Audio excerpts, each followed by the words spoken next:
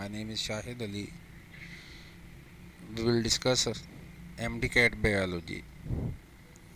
The today's topic discussion is about biological molecule, जिसमें हम second part जिसके अंदर लिपिड्स और प्रोटीन इसके बारे में डिस्कस किया जाएगा. ये हमारे लर्निंग आउटकम्स हैं.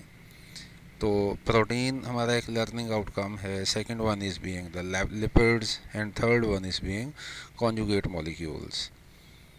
तो बायोलॉजी MDCAT में बायोलॉजिकल मॉलिक्यूल जिसको दो हिस्सों के अंदर डिवाइड किया गया था. पहले पार्ट के अंदर हमने importance of water, general comparison of inorganic और organic biomolecules along with carbohydrates, हमने इसको डिटेल के साथ डिस्कस किया था. तो यहाँ हमारा प्रोटीन का पोर्शन है, सेकेंडली लिपिड्स हैं और थर्डली कॉन्जुगेट मॉलिक्यूल्स हैं.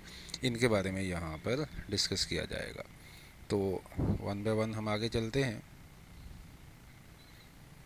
यहाँ लिपिड्स के बारे में बात की जाए अगर, तो लिपिड्स पहली बात heterogeneous group of organic compound है. हेट्रोजीनियस इसलिए कहा गया कि दुनिया का कोई भी लिपिड दो केमिकली डिफरेंट कंपाउंड्स के कॉम्बिनेशन के बगैर नहीं बन सकता, जिसमें से एक फैटी एसिड होगा और दूसरा ग्लाइसरोल होगा. दोनों केमिकली एक दूसरे से डिफ़र करते हैं, वगरना बाकी कंपाउंड्स केमिकली एक ही चीज़ होते हैं. जैसे प्रोटीन्स अमाइनो एसिड से बने हैं. अमाइनो एसिड्स की टाइप्स हो सकती हैं, लेकिन होंगे सारे उसके बिल्डिंग ब्लॉक्स जो है वो अमाइनो एसिड्स होंगे. जैसे कार्बोहाइड्रेट्स हैं तो उसमें एक एल्डो फॉर्म है, एक कीटो फॉर्म है. तो एल्डो फॉर्म अपनी जगह पे कार्बोहाइड्रेट है और कीटो फॉर्म अपनी जगह पर कार्बोहाइड्रेट है. ऐसा नहीं है कि एल्डो फॉर्म अलग से कार्बोहाइड्रेट नहीं है, इसलिए हम उसे होमोजीनियस कहते हैं. और ये heterogeneous group of organic compounds हैं related to the fatty acids, आगे यहाँ पर जो एलिमेंट्स पाए जाते हैं एलिमेंटल लेवल पे अगर हम देखें तो कार्बन है, हाइड्रोजन है, इसी तरह से ऑक्सीजन है. मेजरली ये तीन एलिमेंट्स पाए जाते हैं, लेकिन हाइड्रोजन और ऑक्सीजन में वो रेशो नहीं है जो कि पानी के अंदर पाई जाती है. तो ये हाइड्रेटेड कार्बन्स नहीं है. फिर आगे इन एडिशन जैसे फॉस्फोलिपिड्स हैं, उनके यहाँ फॉस्फोरस भी होगा और उसके साथ साथ नाइट्रोजन भी पाया जाता है. नाइट्रोजीनियस बेसिस के अंदर हम आगे देखेंगे. Then collective name for variety of organic compounds like fats, oils, waxes, fat like molecules like steroids. तो ये एक हम कलेक्टिव टर्म जो है ना उसको इस्तेमाल किया करते हैं, जिसके अंदर बहुत कुछ जो है वो आ जाया करता है. देन हाइड्रोफोबिक हैं, पानी के साथ अट्रैक्शन या सॉल्युबिलिटी शो नहीं करते. और आप जानते हैं कि ऐसी चीज़ें हमेशा स्ट्रक्चर्स फॉर्मेशन के अंदर इस्तेमाल होती हैं, बिल्डिंग्स की फॉर्मेशन में इस्तेमाल होती हैं, क्योंकि ये पानी में हल नहीं हुआ करती हैं. और सेल के अंदर 70% वाटर है. तो कोई भी स्ट्रक्चर जनरेट करनी है, कोई भी बिल्डिंग जो है ना उसको सिंथेसाइज करना है, तो उसके लिए इनसॉल्युबल सब्सटेंस का होना ज़रूरी है. तो इसलिए सेल मेम्ब्रेन्स उसके अंदर हमें लिपिड्स मेजरली देखने को मिलते हैं. Then abundant source of energy, last time भी बात हुई कि this are the abundant source. एक होता है इमीडिएट सोर्स, क्विक सोर्स जैसे कि कार्बोहाइड्रेट्स हैं, जबकि ये अबंडेंट सोर्स हैं क्योंकि यहाँ 9.1 किलो कैलोरीज एनर्जी ये स्टोर होती है, more than double the carbohydrates. तो ये कुछ कंसर्न यहाँ पे आया. फिर आगे मज़ीद इसी की एक्सटेंशन में देखिएगा, they can store double the amount of energy than the carbohydrates. वजह ये है कि इसका एक कंपोनेंट है फैटी एसिड. उस फैटी एसिड में हर कार्बन के साथ हाइड्रोजन अटैच होते हैं. तो ये carbon to hydrogen bond it is the potential source of energy. तो ये पोटेंशियल सोर्स ऑफ एनर्जी की वजह से जहाँ ये ज़्यादा होंगे वहाँ पर एनर्जी भी ज़्यादा स्टोर होती है, और जहाँ ये कम होते हैं वहाँ एनर्जी भी कम पाई जाती है. तो कार्बोहाइड्रेट में हर कार्बन के साथ ऑक्सीजन है, तो स्ट्रॉन्ग बॉन्ड है, इसलिए एनर्जी का अच्छा सोर्स, बड़ा सोर्स नहीं है, लेकिन इमीडिएट सोर्स जो है ना वो ज़रूर हैं, जैसे ग्लूकोज है. अच्छा, फिर आगे provide insolation against atmospheric heat and cold. अच्छा जी, इसकी कुछ मिसाल हैं हमारी बुक के अंदर, बिखरे बिखरे अंदाज में हैं, जैसे पिलेज है, अंडर स्किन फैटी लेयर है बारीक सी जो ब्लैंकेट के तौर पे काम करती है। देन स्पेशल केसेस के अंदर यहाँ बात की जाए अगर, तो ब्लबर, ये जो ब्लबर है मैरीन मैमल्स के अंदर जैसे वेल है, सील है, उसके यहाँ ये पाया जाता है। तो जो कि thermoregulation in very cold conditions, वहाँ पर इसका बड़ा अहम किरदार होता है। Then waterproof layer to prevent the water loss in the exoskeleton, जो कि वैक्सेस की फॉर्म में होती है इंसेक्ट्स के या इनवर्टिब्रेट्स के एक्सोस्केलेटन के अंदर।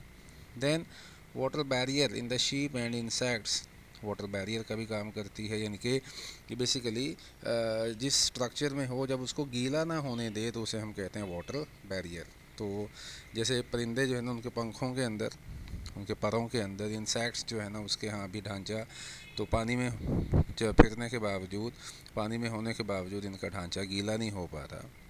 इसी तरह क्यूटन जो है ना, on cuticle of epidermis, epidermis पत्ते के बाहर, तो उसमें क्यूटिकल जो है ना उसके उसमें जो क्यूटन पाया जाता है केमिकल, ये प्रोटेक्टिव है एब्रेसिव डैमेज। पत्ते जब हवा चलने से रगड़ खाते हैं तो उसकी वजह से डैमेज आएगा, खराशें आ सकती हैं जिसकी वजह से पत्ते की मौत हो सकती है, और ultimately food synthesis factory, food factory बंद हो सकती है जिससे पौधे की मौत हो जाएगी ultimately.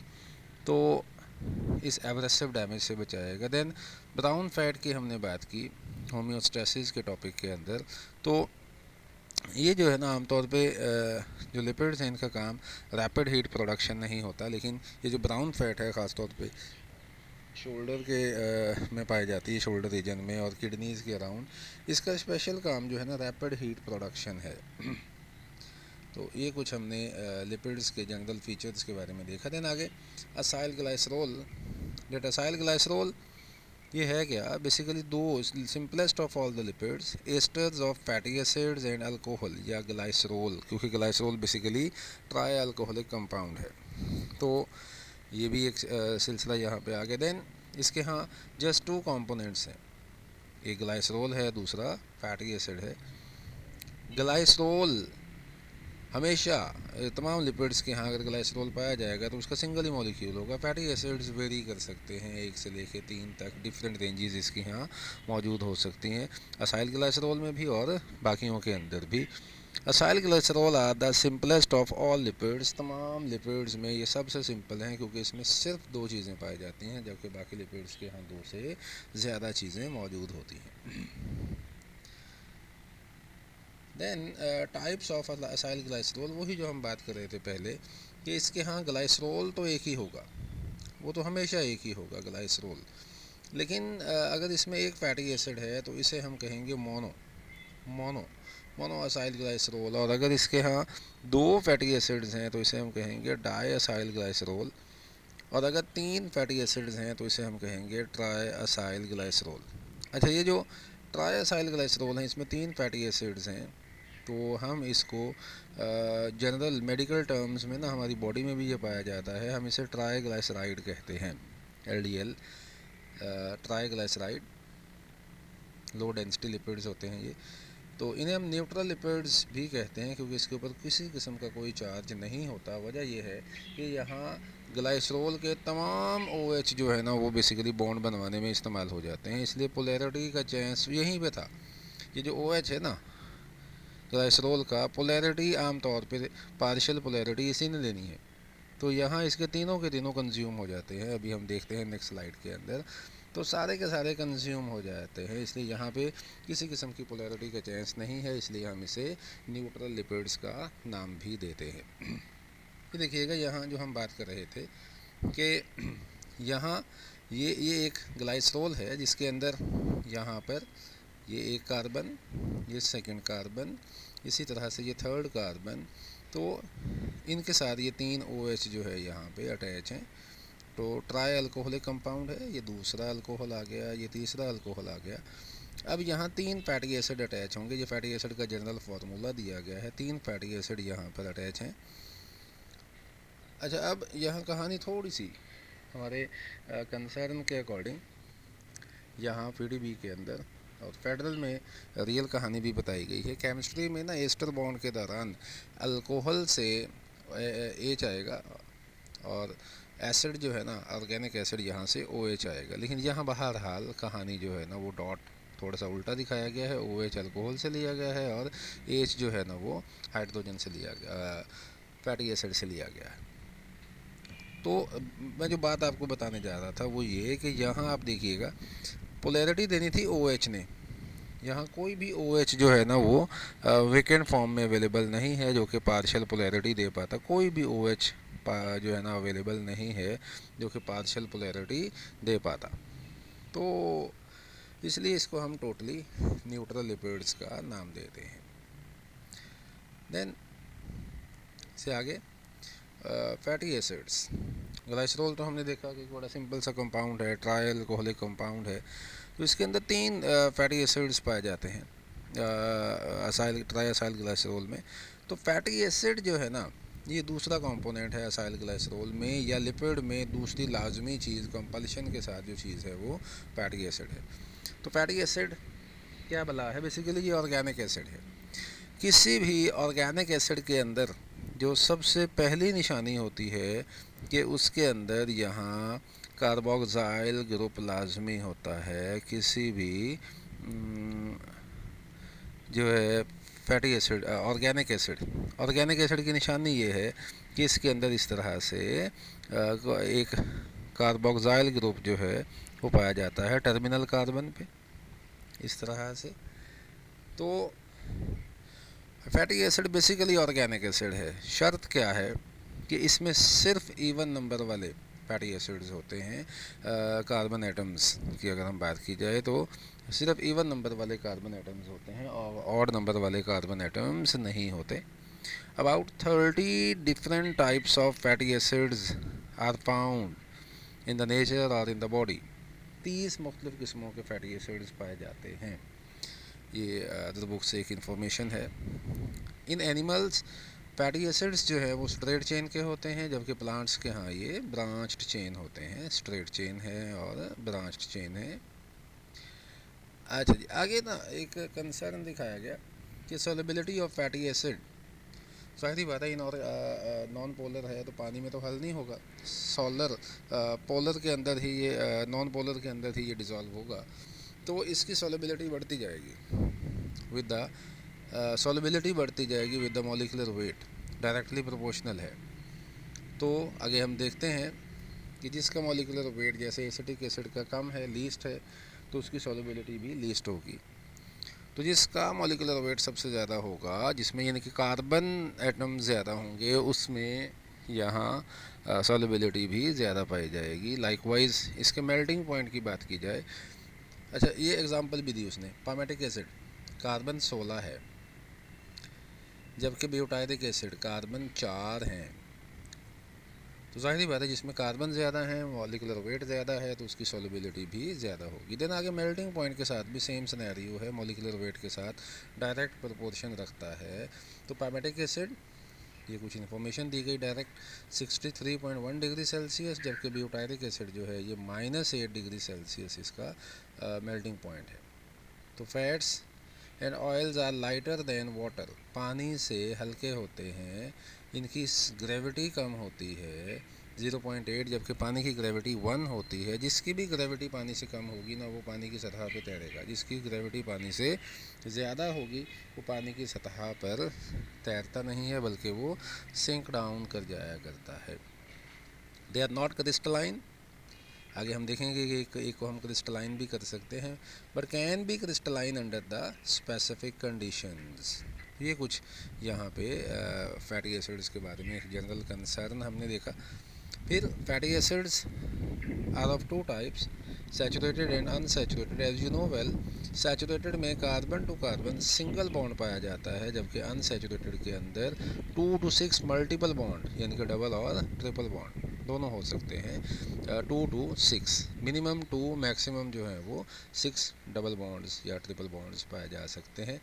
Saturated fatty acids are solid at room temperature, जबकि unsaturated fatty acids are liquid at room temperature. अच्छा, more common in animal lipids, जबकि more common in plant lipids. Plants के यहाँ जो लिपिड्स हमें मिलते हैं उनमें ये ज़्यादा होते हैं unsaturated fatty acids. Saturated fatty acid चूँकि सॉलिड हैं इसलिए हाई मेल्टिंग पॉइंट होगा, ये चूँकि लिक्विड हैं तो इसलिए लो मेल्टिंग पॉइंट होगा। तो यहाँ कुछ examples acetic acid, butyric acid, palmitic acid and stearic acid. Oleic acid इधर आ गया, लिनोलेक एसिड, ये अनसैचुरेटेड फैटी एसिड्स के अंदर पाए जाते हैं। देन यहाँ फेडरल के अंदर एक कंसर्न दिखाया गया था एक और अंदाज से, तो उसे हम देखते हैं कि सैचुरेटेड फैटी एसिड्स में यहाँ दिखाया गया palmitic acid and stearic acid.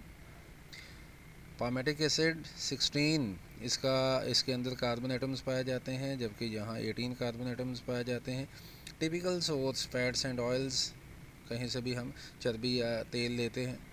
तो ये इसका कंडेंस्ड फार्मूला दिखाया गया है जिसमें CH3 फिर बीच में CH2 14 दफ़ा आएगा, यहाँ CH2 16 बार आएगा। मेल्टिंग पॉइंट 63 आप देख भी सकते हैं अगेन कि जैसे जैसे बढ़ता गया इनका मेल्टिंग मॉलिक्यूलर वेट, तो इनका मेल्टिंग पॉइंट जो है ना वो भी इंक्रीज़ करता गया। अच्छा, इसके बाद एक चीज़ और, unsaturated fatty acid oleic acid, olive oil इसका सोर्स है, 18 कार्बन एटम है। अब इसमें भी 18 कार्बन एटम है। लिनोलेक एसिड, इनका मॉलिक्यूलर वेट आलमोस्ट एक जैसा है, आलमोस्ट, ये इनका कंडेंस फार्मूला लिखा गया, मॉलिक्यूलर वेट आलमोस्ट एक जैसा है जब कार्बन की तादाद एक जैसी। अब यहाँ देखिएगा stearic acid, molecular weight almost एक जैसा है इसका भी इन दोनों के साथ, इसका मेल्टिंग पॉइंट 70 है जबकि इसका मेल्टिंग पॉइंट 4 और -5 है। यहाँ 2 डबल बॉन्ड हैं, तो डबल बॉन्ड बढ़ने से भी मेल्टिंग पॉइंट जो है ना वो कम हो जाता है। जैसे जैसे मल्टीपल बॉन्ड बढ़ते जाएंगे तो वैसे वैसे यहाँ हम कह सकते हैं कि मेल्टिंग पॉइंट कम होता जाएगा। तो more the number of multiple bonds lesser will be the melting point, यानी कि इन्वर्सली प्रोपोर्शनल है। Unsaturation is inversely proportional to the melting point. Unsaturation बढ़ती जाएगी तो मेल्टिंग पॉइंट कम होता जाएगा। ये एक इनडायरेक्ट जो है ना रिलेशन हमने यहाँ से फाइंड किया। देन इससे आगे चलते हैं। ये 4 किस्म के जो है ना वो फैटी एसिड्स उनको दिखाया गया यहाँ पे, जिसमें से 3 जो है ना वो सैचुरेटेड हैं, एक जो है वो अनसैचुरेटेड है, जैसे एसिटिक एसिड है, जैसे ब्यूटायरिक एसिड है, जैसे पामेटिक एसिड है। तो इन तीनों में से एक डिफरेंट है और वो है ऑलिक एसिड। तो यहाँ ऑलिक एसिड को देखिएगा, ऑलिक एसिड में कार्बन नंबर 9 और कार्बन नंबर 10 पर एक डबल बॉन्ड है और यहीं पे एक हाइड्रोजन भी अल्टीमेटली कम हो जाएगी। तो इसे हम मोनो अनसैचुरेटेड, एक अनसैचुरेटेड बॉन्ड होता है, इसलिए हम इसे मोनो अनसैचुरेटेड फैटी एसिड्स कहते हैं। ऑलिक एसिड जो कि ऑलिव ऑयल का इसका सोर्स है, जिसको हमने भी पिछली स्लाइड के अंदर यहाँ भी देखा भी, तो इसका मेल्टिंग पॉइंट जो है ना वो 4 डिग्री सेल्सियस है। हालांकि इसका मॉलिक्यूलर वेट ज़्यादा है, लेकिन due to presence of unsaturation multiple bond, तो यहाँ पे ये सिलसिला देखने को मिलता है। फिर आगे वैक्सेस के बारे में कुछ इंफॉर्मेशंस। एक तो ये मिक्सचर हैं ऑफ डिफरेंट सब्सटेंसेस। 4 किस्म के कंपोनेंट्स इसके अंदर पाए जाते हैं। कौन कौन से? लॉन्ग चेन अल्केन्स, जिसमें odd number of carbon atoms 25 to 35, बड़ी अहम बात है। फैटी एसिड में 2 to 30 even number of carbon atoms थे। फिर अल्कोहल्स, कीटोन्स और फैटी एसिड्स जहाँ पे जो पाए जाएंगे वो लॉन्ग चेन वाले होंगे, शॉर्ट चेन वाले नहीं होंगे, और उनका ज़ाहिर बात है एस्टर ही बनेगा। Waterproof in the plants as cutin और in exoskeletons of insects. Waterproof layer है कहाँ कहाँ? प्लांट्स में एज क्यूटन, क्यूटिकल के ऊपर, और इंसेक्ट्स में एक्सोस्केलेटन के अंदर। Then water barrier in the insects, birds and sheeps. Protective layer भी है एब्रेसिव डैमेज से बचाने के लिए, जिसको हमने आगाज़ के अंदर भी देखा था। वो बेसिकली इसी के साथ रिलेट करती हुई बातें थी। Then types of waxes, federal के अंदर ये एक इन्फॉर्मेशन दी गई। नेचुरल वैक्स है, सिंथेटिक वैक्स है। ये सिंपल हैं, सिंथेटिक कॉम्प्लेक्स होते हैं। नेचुरल वैक्स ये ख़ास तौर पे बीज का जो कॉम्ब है ना उसके अंदर हमें ये देखने को मिलता है, वहाँ से एक्सट्रैक्ट किया जाता है। और क्यूटन जो है ये नेचुरल वैक्स हैं, जबकि सिंथेटिक वैक्स जो है ना डिराइव्ड फ्रॉम पेट्रोलियम और polyethylene like paraffin was used to make the candle. Candles जो है ना ये वैक्सेस होती हैं बेसिकली, लेकिन ये सिंथेटिक वैक्सेस हैं, जबकि नेचुरल वैक्स जो है ना वो बीज में ये सब। इसी तरह फिर हम कह सकते हैं कि कानों के अंदर, ज़ाहिर बात है जो कानों वाली वैक्स है उसे हम इस्तेमाल तो नहीं करते ना, तो ये सिंपल वैक्स हम उस वैक्स की बात करते हैं जिसे हम इस्तेमाल में भी लेकर आया करते हैं। देन आगे फॉस्फोलिपिड्स एक अहम कंसर्न है यहाँ। सबसे पहले तो these are the derivatives of phosphatidic acid. Phosphatidic acid और फॉस्फोलिपिड। फॉस्फैटिडिक एसिड में 3 कंपोनेंट्स हैं, फॉस्फोलिपिड में 4 कंपोनेंट्स हैं। नाइट्रोजनियस बेस का फ़र्क है, फॉस्फेटिडिक एसिड में नाइट्रोजनियस बेस नहीं होता, और उसका जब डेरिवेटिव बनता है ना वो बेसिकली नाइट्रोजनियस बेस से ही बनता है। देखिएगा जी, glycerol, fatty acid, phosphate group तीनों मिल जाएं, ये तीनों अगर मिल जाएं तो इसको हम फॉस्फैटिडिक एसिड कहते हैं। डेरिवेटिव बनाने के लिए यहाँ नाइट्रोजनियस बेस जो है वो लगानी पड़ेगी। तो वो कौन कौन से नाइट्रोजनियस बेसिस हैं आगे देखिएगा। फॉस्फोलिपिड के अंदर 5 मॉलिक्यूल्स पाए जाते हैं।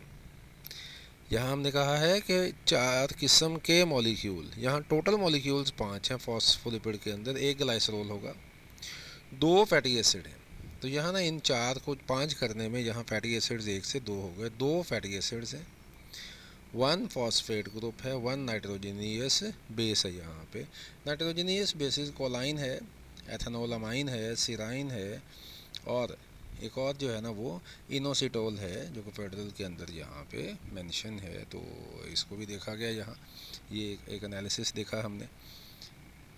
अब ये हैं कहाँ पर, दीज आर वाइड स्प्रेड।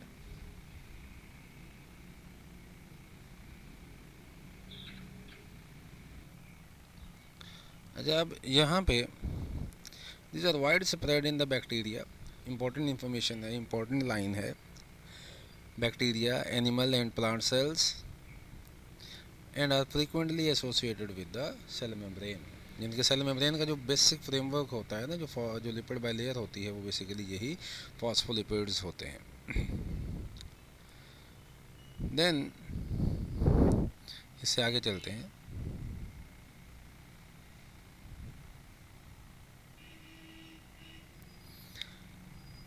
जिससे आगे structural features, 1 glycerol and 2 fatty acids at carbon number 1 and carbon number 2 to form the डाइग्लाइसराइड या डाइअसाइल ग्लाइसरोल। यहाँ आप देख सकते हैं आगे कि ये है बेसिकली ग्लाइसरोल। इस ग्लाइसरोल के साथ कार्बन नंबर 1 पे भी एक फैटी एसिड अटैच है, कार्बन नंबर 2 पे भी एक फैटी एसिड अटैच है, जो कि एक यहाँ हम देख सकते हैं कि एस्टर बॉन्ड बनाने के अंदर इस्तेमाल है। जबकि तीसरी कार्बन पे एक फॉस्फेट ग्रुप अटैच हुआ है, जिसकी वजह से ये भी एस्टर बॉन्ड बनाएगा, 3 एस्टर बॉन्ड बन जाएंगे। तो ये जो फॉस्फेट ग्रुप बना यहाँ पे, फॉस्फेट ग्रुप लगा यहाँ पे, अब ये बन गया फॉस्फेटिडिक एसिड। अच्छा, अब ये जो यही बात यहाँ पे इस अंदाज में बयान की गई। Phosphate is attached at the carbon number 3 of the glycerol of diglyceride to form the phosphatidic acid.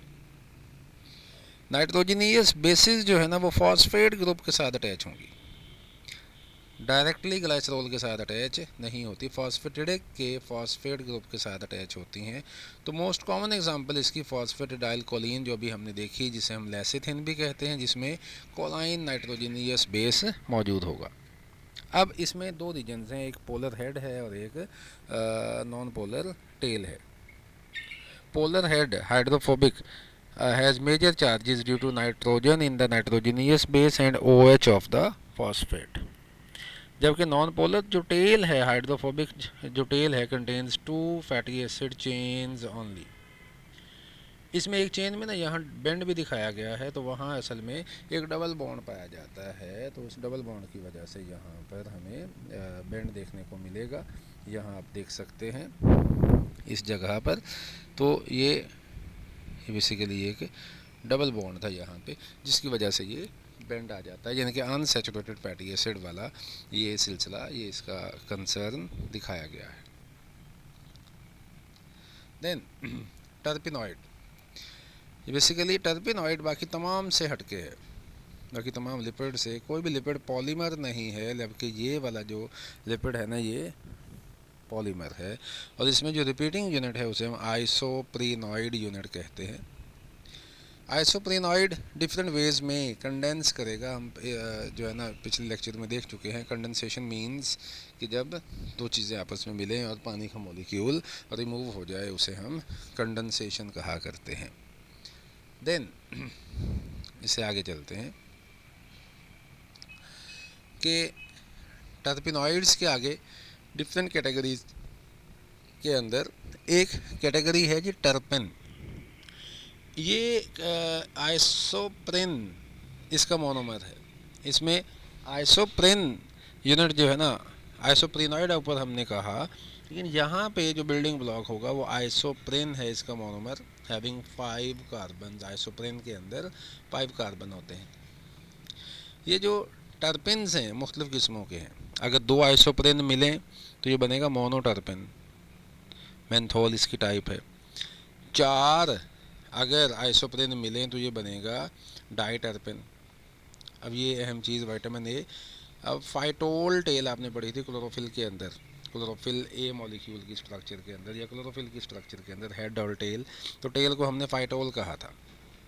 वो फाइटोल बेसिकली यही आइसोप्रेन यूनिट्स का कॉम्बिनेशन होता है, ये डायटर्पेन होता है। देन 6 फॉर्म ट्राइटर्पेन एम्ब्रेन, जो कि एक एनाल्जेसिक है, पेन किलर है basically.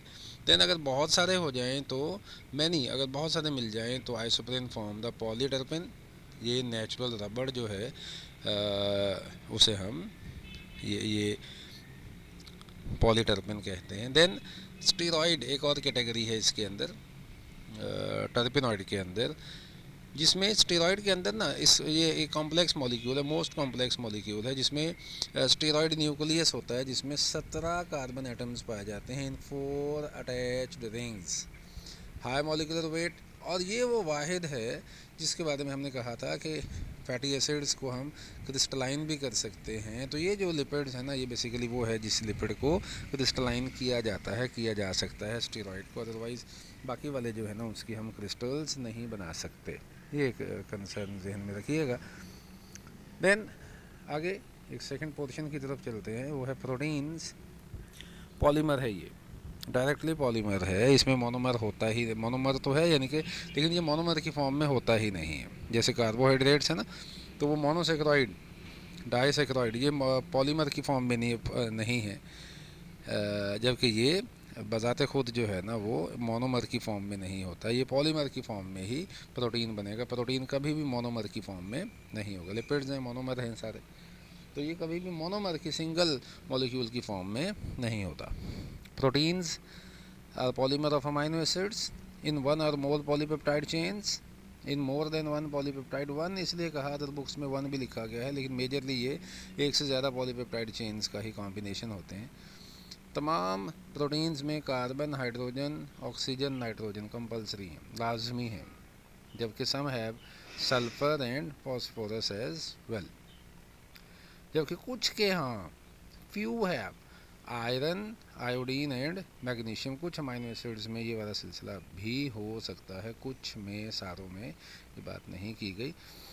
The number of amino acids varies from a few to 3000 और even more in different proteins. एक प्रोटीन में अमाइनो एसिड्स की तादाद चंद से लेकर, जैसे इंसुलिन है 51 है जस्ट, तो हज़ारों में भी ये हो सकती है, 3000 और even more. 50%, over 50% of total dry weight of the cell, ये बेसिकली प्रोटीन से बना होता है, प्रोटीन से बना है। Present in all types of cells in all types of parts of the cell. Then आगे फंक्शंस ऑफ प्रोटीन, यहाँ एक बड़ा अहम कंसर्न आएगा। They build many structures as protein, यहाँ as not proteins but as enzymes,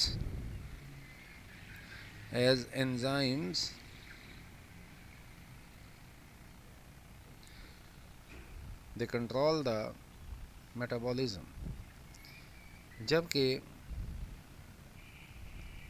as hormones they regulate। अब ये बड़ा करीबी एक सिलसिला आ जाता है, तो हमें इस करीबी सिलसिला से भी बचना है, इसकी हमें अंडरस्टैंडिंग रखनी है। Then carrier protein like hemoglobin है, इसी तरह से एंटीबॉडीज़ हैं, defend the body, blood clotting proteins हैं like fibrinogen, movement of organs and organisms, जिसके अंदर आप जानते हैं कि एक्टिन है, मायोसिन है, ट्रोपोमायोसिन है। तो ये डिफरेंट प्रोटीन्स बेसिकली इस मूवमेंट का ज़िम्मेदार हुआ करती हैं। ये फंक्शंस। देन आगे बड़ा अहम कंसर्न है, इंतहाई अहम कंसर्न, ये 3 सेंटेंसेस।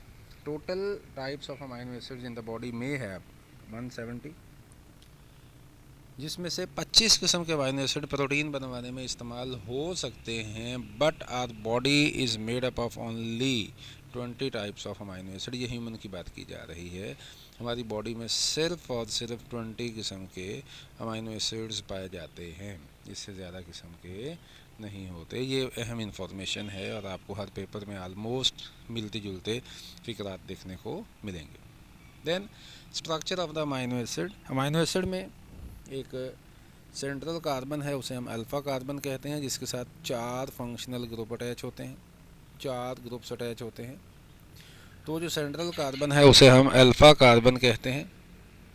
4 फंक्शनल ग्रुप इसके साथ अटैच होंगे। 3 कांस्टेंट होते हैं जबकि एक वेरिएबल होता है। इनके कांस्टेंट मीन कि वो 3 हर किस्म के अमाइनो एसिड में होंगे, एक वेरिएबल है। वो जो 3 है, अमाइनो ग्रुप है, कार्बोक्साइल ग्रुप है, यही 2 से तो इसका नाम आया है अमाइनो एंड एसिड, और hydrogen. Variable is R group, जो कि हर अमाइनो एसिड में वेरी करेगा। सिंपलेस्ट ऑफ अमाइनो एसिड जो है ना वो ग्लाइसिन और एलानिन है, जिसमें ग्लाइसिन में आर की वैल्यू एच है और एलानिन में CH3 है।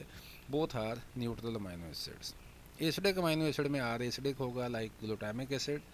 बेसिक अमाइनो एसिड में आर बेसिक होगा लाइक आर्जिनिन। यानी कि आर ग्रुप से ही डिटरमिन किया जाएगा कि प्रोटीन एसिडिक है या बेसिक है।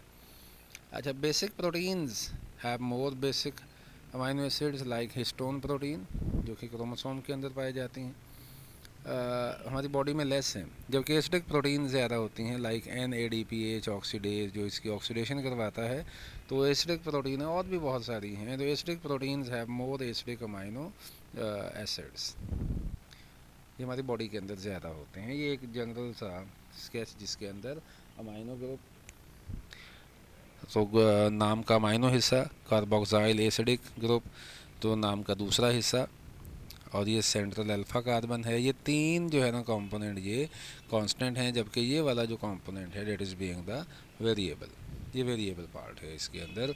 यहीं से इसकी जो कॉम्प्लेक्सिटी, यहीं से इसकी टाइप्स जो है ना वो डिफरेंट टाइप्स हमें देखने को मिलती हैं। Then peptide bond, 2 amino acids को जब जोड़ा जाएगा तो एक अमाइनो एसिड का यहाँ पे कार्बोक्साइल में से OH और दूसरे का अमाइनो ग्रुप में से H, डिहाइड्रेशन होगी, बॉन्ड बनेगा, और इस बॉन्ड को हम पेप्टाइड बॉन्ड कहते हैं। तो यहाँ ये पेप्टाइड बॉन्ड, इससे एक डाई पेप्टाइड जन्म लेगा। ये एक प्रोटीन नहीं है जब तक कि वो पॉलीपेप्टाइड ना बने, और पॉलीपेप्टाइड एक से ज़्यादा चेन्स के अंदर मौजूद ना हो, तब तक ये एक पॉलीपेप्टाइड नहीं बनेगा, और तब तक एक प्रोटीन भी नहीं बनेगा। देन स्ट्रक्चर्स ऑफ प्रोटीन किस बात पे डिपेंड करती हैं? Number of amino acids, sequence of amino acids, then shape, जो प्रोटीन एक लेगी, क्या वो फोल्ड बैक करेगी, फोल्ड इनटू होगी, कॉम्पैक्ट फॉर्म होगी, ये लीनियर थ्रेड फॉर्म होगी। तो उस बुनियाद पे ना हम इसको नाम देते हैं इस टाइप्स ऑफ अमाइनो एसिड्स। इसके अंदर डिपेंड करेंगे एसिडिक है, बेसिक है, न्यूट्रल है। ये एक अहम इंफॉर्मेशन हमारी बुक में कि there are over 10,000 proteins in the human body, जो कि सिर्फ 20 किस्म के अमाइनो एसिड्स के रिपीट कॉम्बिनेशन से बना करती हैं। अब प्रोटीन की स्ट्रक्चर के डिफरेंट लेवल्स हैं। पहला जो लेवल है उसे हम ज़ाहिरी बात है प्राइमरी लेवल कहेंगे, जिसके अंदर number of amino acid, sequence of amino acid and types of amino acid. Number यहाँ दो एग्जांपल्स दिए गए। इंसुलिन 51 अमाइनो एसिड्स हैं, 21 in the alpha, 30 in the beta chains. Then haemoglobin 574 amino acids, 4 chains में है, 2 अल्फा 2 बीटा। हर alpha chain में 141, हर beta chain में 146 अमाइनो एसिड्स पाए जाते हैं। ये जो नंबर ऑफ़ अमाइनो एसिड्स हैं ये किसी भी प्रोटीन का साइज़ भी डिटरमिन करते हैं। ज़ाहिर बात है, नंबर ऑफ़ अमाइनो एसिड ज़्यादा होंगे तो प्रोटीन का साइज़ भी बड़ा होगा, नंबर ऑफ़ अमाइनो एसिड्स कम होंगे तो प्रोटीन का साइज़ भी छोटा होगा। Then sequence of amino acids very important. That sequence of amino acid, इसमें आप जैसे देखें ना अल्फ़ाबेट्स का सीक्वेंस हम बदल दें, लफ्ज़ बदल जाएगा। टी है, टी में टी ई ए चेंज कर दें, ए टी ई एट, तो इसी को हम और चेंज कर दें ई ए टी। तो सीक्वेंस चेंज करने से, इसी तरह से अमाइनो एसिड्स के सीक्वेंस चेंज करने से प्रोटीन बदल जाएगी। तो ये सीक्वेंस बड़ा ज़रूरी है। That sequence is controlled by the sequence of nucleotides in the DNA which is called gene. अगर यह एक जगह पे भी पॉइंट म्यूटेशन हो जाए, एक जगह पे भी एक न्यूक्लियोटाइड सिर्फ वेरी कर जाए, तो जीन में मैसेज बदल जाएगा। मैसेज बदलने से अल्टीमेटली कहानी भी सारी बदल जाएगी। तो जैसे यहाँ बताया गया कि बीटा चेन में ग्लूटामिक एसिड की जगह वैलीन आ जाएगा बीटा चेन में एन टर्मिनल से 6 पोजीशन पर। चेन का एक एन टर्मिनल होता है, एक कार्बोक्साइल एंड होता है। तो एन टर्मिनल से 6 पोजीशन पर यहाँ जो ग्लूटामिक एसिड है उसकी जगह वैलीन लग गया मैसेज बदलने की वजह से। मैसेज में सिर्फ एक थायमीन अमाइनो एसिड की जगह टी अमाइनो एसिड आ गया था। थायमीन नाइट्रोजनियस बेस या न्यूक्लियोटाइड की जगह जो है एडेनिन वाले की जगह थायमीन आ गया था। तो मैसेज बदल गया। मैसेज बदलने से अल्टीमेटली कहानी बदल गई। तो कहानी बदली तो ग्लूटामिक एसिड की जगह वैलीन आया, तो इस वैलीन ने अल्टीमेटली यहाँ इस हीमोग्लोबिन की शेप को सिकल्ड कर दिया। इसे हम पॉइंट म्यूटेशन कहते हैं। Then types of amino acid, acidic हैं, बेसिक हैं, छोटे हैं, बड़े हैं, तो प्रोटीन भी उसी लिहाज से बदलना शुरू हो जाएगी। देन आगे साइज़ ऑफ प्रोटीन मॉलिक्यूल, दो बातों पे, types of amino acid and number of amino acid. ज़ाहिर बात है ज़्यादा होंगे तो साइज़ बड़ा होगा, कम होंगे तो साइज़ कम होगा। देन आगे सेकेंडरी स्ट्रक्चर, ओरिएंटेशन की बात की जाती है जी यहाँ पर। Orientation, coiling and orientation of the polypeptide chain. Secondary structure हमेशा 2 डायमेंशनल होगी, एक ही चेन, याद रखिएगा, सिर्फ एक चेन, सिंगल चेन। चेन तो एक बन गई, उस चेन का अंदाज़ क्या है, उसका स्टाइल क्या है, उसका डिज़ाइन क्या है। तो वो जो स्टाइल है, वो जो डिज़ाइन है, उसे हम सेकेंडरी स्ट्रक्चर कहते हैं। ये हमेशा 2 डायमेंशनल तक। देखिए जब ही ये डिज़ाइन 3 डायमेंशनल हो जाएगा तो इसे हम टर्शरी स्ट्रक्चर कहेंगे। जब तक ये 2 डायमेंशनल है, हाँ ये फोल्ड करे, हेलिक्स हो या फोल्ड बैक करे।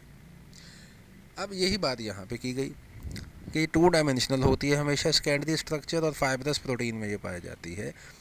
अल्फा हेलिक्स ये है कि जब ये सिर्फ बल खा रहा है, इन दिस वे, ये बल खा रहा है ऐसे, तो ये अल्फा हेलिक्स है, ऐसे बल खा रहा है।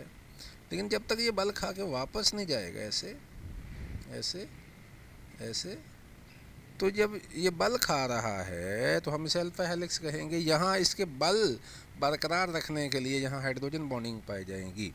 ये जो हाइड्रोजन बॉन्डिंग है, इसमें किरदार किसका आता है, हर बल में 3.6 अमाइनो एसिड्स आ जाते हैं। ये जो 3.6 अमाइनो एसिड्स हैं, ये ऐसे एक दूसरे के आमने सामने आते हैं बल के एंड होने पे कि एक का आर ग्रुप दूसरे के कार्बोक्सिल ग्रुप के आमने सामने आने से हाइड्रोजन बॉन्ड जन्म लेने की एक कैपेसिटी, हाइड्रोजन बॉन्डिंग की एक कैपेसिटी जन्म लेती है। तो इस बल को बरकरार रखती है। केराटिन प्रोटीन जो कि बालों में पाई जाती है, बालों का एसेंशियल कंपोनेंट है, वो बेसिकली अल्फा हेलिक्स शो करता है। देन बीटा प्लेटेड, जब मैंने कहा फोल्ड बैक, यहाँ जो लफ्ज़ है ना वो है fold back. Beta pleated sheet when polypeptide chain folding back, तो सिल्क प्रोटीन इसमें आ जाएगी। क्योंकि टर्शरी स्ट्रक्चर में देखिएगा कि यहाँ सिंगल पॉलीपेप्टाइड चेन जब 3 डायमेंशनल होगी, और 3 डायमेंशनल होने के लिए इसे फोल्ड अपॉन होना पड़ेगा, बेंड्स एंड फोल्ड्स अपॉन, ना सिर्फ बेंड करती है बल्कि ये फोल्ड अपॉन भी करती है, यही सिंगल पॉलीपेप्टाइड चेन, जिसकी वजह से यहाँ 2 डायमेंशनल से 3 डायमेंशनल स्ट्रक्चर जन्म देती है। इस फोल्डिंग बैक होने को सिलसिले को हम टर्शरी स्ट्रक्चर कहते हैं। इसको मेंटेन रखने के लिए यहाँ बॉन्ड्स जो दरकार हैं वो आयनिक बॉन्ड है, हाइड्रोजन बॉन्ड है और डाइसल्फाइड। ज़ाहिर बात है पेप्टाइड बॉन्ड तो चेन बनाने के लिए चाहिए ही चाहिए, है ना, हर हाल में। देन इन एक्वस मीडियम, जो अहम बात है, सेल के अंदर बन रही है, तो एक्वस मीडियम के अंदर स्टेबल टर्शरी स्ट्रक्चर वो होगी, हर पॉलीपेप्टाइड चेन में तीनों किस्म के अमाइनो एसिड होते हैं, एसिडिक भी, बेसिक भी और न्यूट्रल भी। एसिडिक और बेसिक को हम पोलर अमाइनो एसिड्स कहते हैं। तो पोलर अमाइनो एसिड्स, पानी में स्ट्रक्चर बननी है तो पोलर अमाइनो एसिड्स का सरफेस पे होना ज़रूरी है ताकि पानी के अंदर ये स्ट्रक्चर स्टेबल रहे, जबकि हाइड्रोफोबिक अमाइनो एसिड्स जो है ना वो पानी के अंदर स्ट्रक्चर के अंदर छुपे होते हैं, बरीड इनसाइड, जबकि hydrophilic amino acids are present on the surface. Then quaternary structure, quaternary structure में ना बाकी तमाम स्ट्रक्चर्स पाए जाएंगे, लेकिन फ़र्क सिर्फ ये है कि यहाँ एक से ज़्यादा पॉलीपेप्टाइड चेन्स जब इकट्ठी हो जाएंगी, बस सिंपल सी बात है, एक से ज़्यादा पॉलीपेप्टाइड चेन। आप देखेंगे आगे कि ये है जी क्वाटरनरी स्ट्रक्चर। तो सिर्फ क्या हुआ कि इस क्वाटरनरी स्ट्रक्चर में एक से ज़्यादा पॉलीपेप्टाइड चेन्स हैं, एक से ज़्यादा, वो हर चेन अपनी जगह पर सेकेंडरी स्ट्रक्चर में अल्फ़ा हेलिक्स भी बना रही होगी, बीटा प्लेटेड भी बना रही होगी, वो फोल्ड अपॉन भी कर रही होगी, टर्शरी भी बना रही होगी, लेकिन साथ साथ वो क्वाटरनरी तब बनाएगी जब हर चेन, जैसे हीमोग्लोबिन में 4 चेन्स हैं, ये एक दूसरे के इर्द गिर्द घूमना शुरू कर दें, एक दूसरे के इर्द गिर्द लिपटना शुरू कर दें, इसे हम ये कहेंगे क्वाटरनरी लेवल, जिसमें इसको मेंटेन रखने के लिए यहाँ जो बॉन्ड्स हैं वो उसमें एक नया जो है ना वो सिलसिला आता है, वो है जी hydrophobic interactions, van der Waals forces की जो एक टाइप है, हाइड्रोफोबिक इंट्रैक्शंस के ज़रिए इसको मेंटेन किया जाएगा। देन आगे difference between fibrous and globular proteins. तो फाइब्रस प्रोटीन में एक से ज़्यादा पॉलीपेप्टाइड चेन्स फिब्रल फॉर्म में, धागा नुमा शक्ल में, जैसे रस्सी में मुख्तलिफ जो है ना वो धागे आपस में लिपटे होते हैं। ग्लोब्यूलर में ये एलिप्सॉइडल है, फोल्डिंग अपॉन की वजह से, मल्टीपल फोल्डिंग की वजह से। फाइब्रस प्रोटीन में सेकेंडरी स्ट्रक्चर अहम है, जबकि ग्लोब्यूलर प्रोटीन में tertiary structure. Fibrous proteins are insoluble, जबकि globular proteins are soluble. Fibrous protein के क्रिस्टल्स नहीं बनते, जबकि ग्लोब्यूलर प्रोटीन के क्रिस्टल्स बन जाते हैं। फाइब्रस प्रोटीन मसल्स हैं ना बेसिकली ज़्यादातर, तो ये इलास्टिक हैं, जबकि ग्लोब्यूलर प्रोटीन एंजाइम्स हैं, बेसिकली नॉन इलास्टिक हैं। फाइब्रस प्रोटीन स्ट्रक्चरल रोल, जबकि ग्लोब्यूलर प्रोटीन एंजाइम को अगर आप देख लें, हार्मोन को देख लें, एंटीबॉडी को देख लें, तो फंक्शनल रोल है।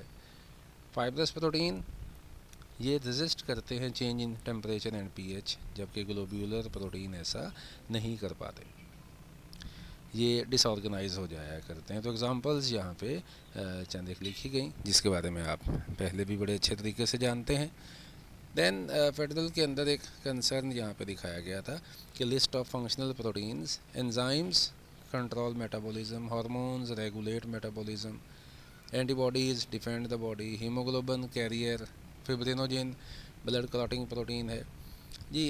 एग वाइट जो है, जिसे हम ओव एल्ब्यूमन, ओवल ब्यूमन जो मर्जी कह लें इसे, egg white storage of amino acid. And season protein milk based protein है, जो कि अमाइनो एसिड्स को स्टोर किया करती है। तो जो हमें अमाइनो प्रोटीन मिल्क से मिलती है वो बेसिकली सीजन प्रोटीन होती है, सीजन प्रोटीन।